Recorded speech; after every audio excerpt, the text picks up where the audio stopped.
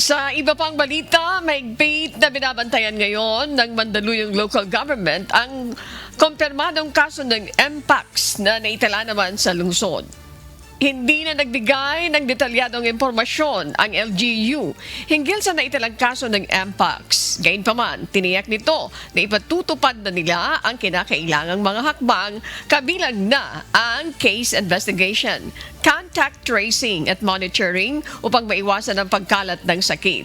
Nagpapaalala naman ang Mandaluyong City Epidemiology and Surveillance Unit sa mga dapat na gawin upang maiwasan ang na mahawa ng Mpox. Una na dito ang madalas na paghuhugas ng kamay gamit ang sabon at malinis na tubig o alcohol-based hand sanitizer. Iwasan ang direktang skin-to-skin contact ng mga taong may paliwanag na rashes o skin lesions. Takpan lagi ang bibig at ilong kapag umuubo o bumabahing at panatilihin ang personal hygiene.